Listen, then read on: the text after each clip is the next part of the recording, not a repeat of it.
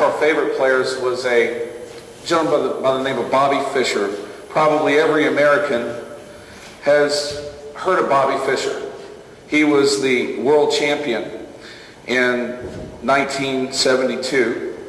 He was the first American world champion.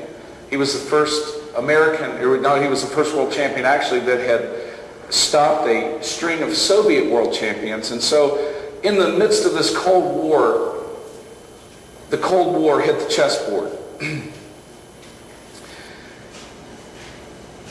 But Bobby Fischer was quite an interesting human being. And I wanted to share with you this poem that I wrote.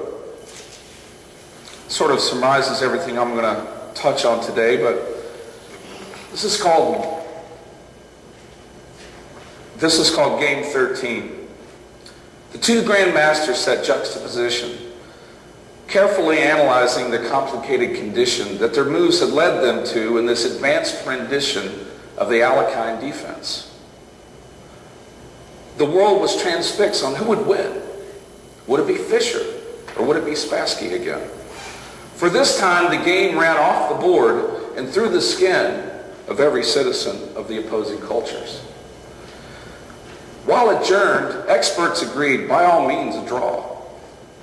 But a deeper truth emerged and began to gnaw and raced to the mind of Fischer as he saw his winning advantage.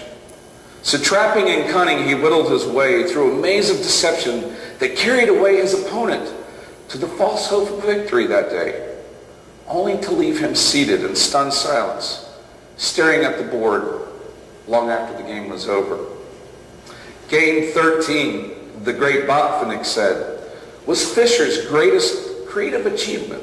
His level of genius had left the Soviets in bereavement of their world title and their intellectual containment of their philosophical dominance in the world.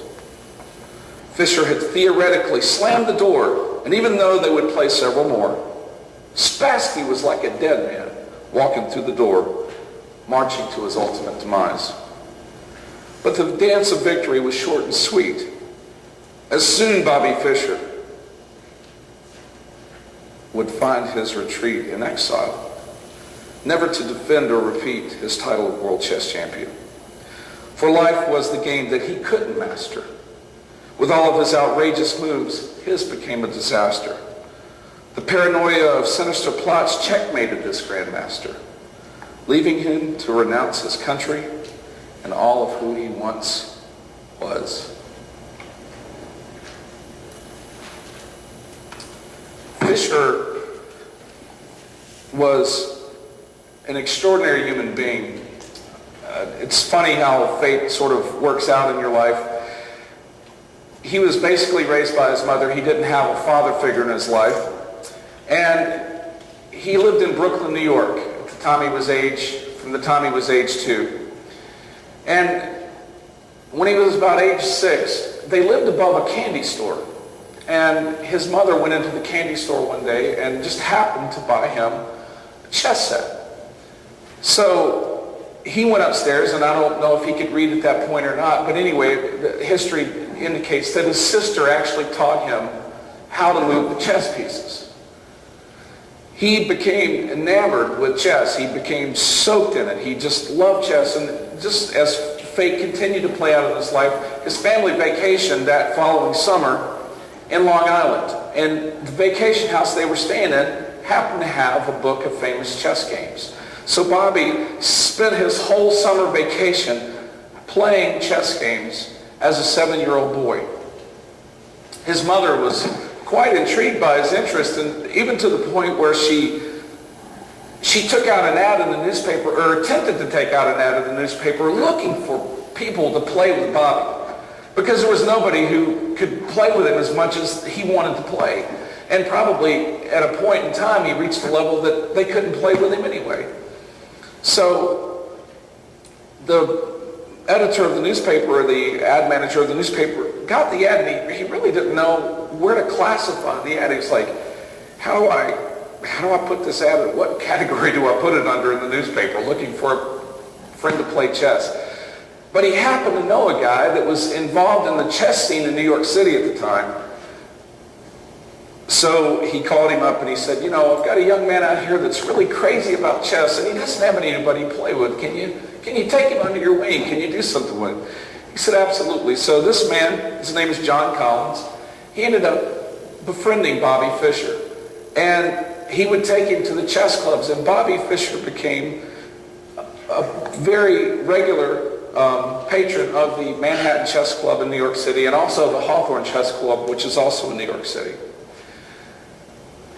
He continued to develop with some of the best chess players in New York City at the time, which were also some of the best players in the country at the time. He continued to develop his skill, so much so that by the time he was 12 years old, he was invited with the chess club to travel to Havana, Cuba, to represent their chess club as one of their main players. While he was in the Capablanca Chess Club in Havana, Cuba, this was before the Cuban Missile Crisis and before the embargo on Cuba, he ended up winning 10 games and only losing 2 to some of Cuba's finest players. This was an early sign of his tremendous brilliance on the chessboard. As he continued to develop his skill, he entered the U.S. Junior Championships at the age of 13 and became the very youngest champion that the chess tournament had ever seen. Excuse me, I'm a little worse today. He became the youngest champion of that tournament. And he started really gaining notice of worldwide players, the Soviet players. He actually was very fascinated with the Soviet players because they were the dominant force in chess. He even taught himself how to read some Russian so he could study the chess books that the Russians studied. He was very intense on studying and learning and how to get better at chess. At the age of 14, he entered the U.S. Open Championship and won the tournament against a field of grandmasters that still is unmatched to this day. Also, at the age of 15, he entered what they called the U.S. Closed Championship. There was the Open Championship and the Closed Championship. The Closed Championship was a specific field of some of the top players in the country, and he won that championship. He went on to play that championship another 8 times and won it every time he played it. Because he won that tournament, he was invited to the interzonal, which is a process that they go through as they travel up to the possibility of playing for the World Championship. And because he qualified for the interzonal candidates match, he was awarded the title of Grand Master at the age of 15 and a half. That age has since been broken, that record has since been broken, but it was just unmatched or unheard of. There's some things in chess too that he accomplished that, as a chess player, you understand. When you get together in a competition and they review your games, especially your wins, they look at different moves that you make and they call them brilliancies. And they say, this was a brilliant sequence of moves, this is a brilliant sequence of events. And as a 12-year-old, he was awarded brilliancy against an international master named Donald Byrne, and they call that the game of the century.